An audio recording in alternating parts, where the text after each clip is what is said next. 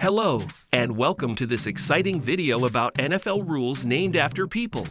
Did you know that many of the rules we see on the field today are named after individuals who have made a significant impact on the sport of American football? From coaches to players, these individuals have left a lasting legacy on the game, and their contributions continue to be recognized in the form of these rules.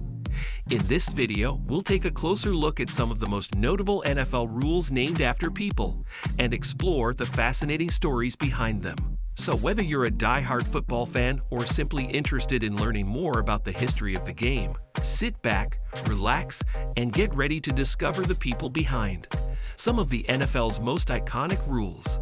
Bill Belichick Rule. In 1994, the NFL made a significant change to their rules by allowing quarterbacks to wear speakers in their helmets. This enabled coaches on the sideline to communicate plays to them without the use of hand signals.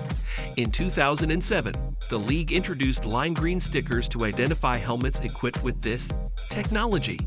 However, the use of helmet speakers remained exclusive to offensive players until 2008, when the NFL passed a new rule allowing one defensive player on the field to have a speaker in their helmet.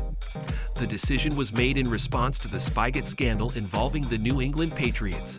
During the 2007 season, the Patriots were caught videotaping a game against the New York Jets from an unauthorized location in order to learn their defensive hand signals. This incident sparked concerns among coaches and players about the security of their play calling and the potential for cheating. Former Dallas Cowboys head coach Wade Phillips expressed relief at the new rule, stating that if you didn't have any signals, it wouldn't have happened. He added that people were putting towels up in front of people, implying that teams were using deceptive methods to hide their signals from opponents. Interestingly, the Patriots, who were fined for their role in the Spygate scandal, voted in favor of the proposal to allow defensive players to use helmet speakers. This decision demonstrated the team's commitment to fair play and respect for the rules of the game. Bronco Nagurski Rule. The controversial finish of the 1932 NFL championship game between the Chicago Bears, led by Bronco Nagurski, and the Portsmouth Spartans led to a significant change in the league's rules. During that era, a forward pass was only legal if it was thrown from at least 5 yards behind the line of scrimmage. In the critical moments of the game, Nagurski had been stopped twice on runs up the middle, with the game tied. However, he then took a few steps back and threw a pass to Red Grange for a touchdown. Portsmouth's coach contested that Nagurski had not been 5 yards behind the line of scrimmage when he threw the pass. This rule change was a significant step forward for the game, as it opened up new opportunities for offenses and allowed for more dynamic and exciting gameplay. The Bronco Nagurski rule remains a vital part of the NFL's rulebook, and its impact on the evolution of the sport cannot be overstated. Ken Stabler Rule. In 1978, a controversial play during a game between the Oakland Raiders and the San Diego Chargers led to a significant rule change in the NFL.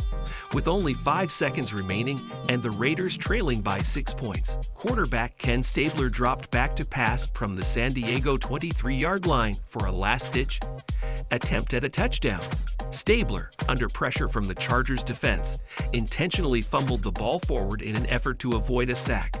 Raiders fullback Pete Banaszak recovered the ball and kicked it forward to tight end Dave Casper, who then dribbled the ball into the end zone for a winning touchdown. The play, which became known as the Holy Roller, sparked controversy and led to a new rule in 1979.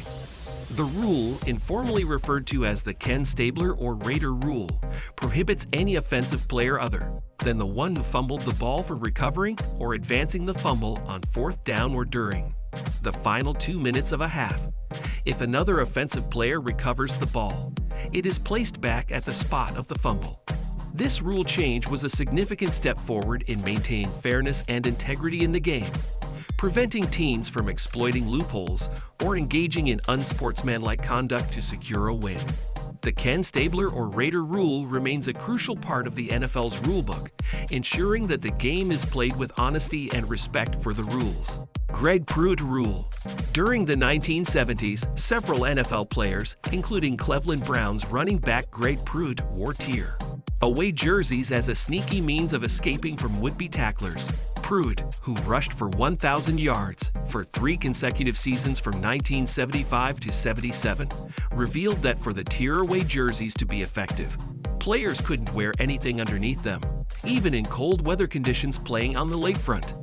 However, the use of tear-away jerseys was short-lived, as the league banned them in 1979. Despite this, Pruitt's impressive career was recognized with 5 Pro Bowl selections and a Super Bowl win with the Raiders in 1983.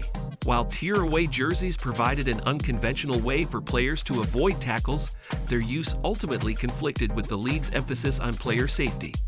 The ban on tear-away jerseys was a step forward in protecting players from unnecessary injury and ensuring that the game was played with respect for the rules and the well-being of all involved. Hines Ward Rule. In 2009, the NFL introduced a rule that prohibited blindside blocks that come from the blocker's helmet, forearm, or shoulder and land in the head or neck area of the defender.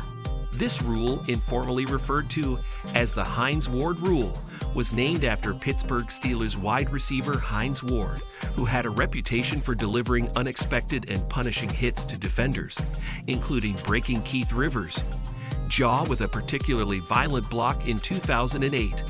Ward, who argued that he did not do anything different than what was done to offensive players, spoke out against the negative portrayal of his style of play in the media. He expressed his frustration that highlights of defensive players delivering similar hits were celebrated, while his actions were deemed dirty or unsportsmanlike. The Hines Ward Rule was an important step towards promoting safety and fair play in the NFL, particularly for defenders who were vulnerable to blindside blocks. The rule remains in place today, and its enforcement has helped to reduce the number of dangerous and unnecessary hits on the field.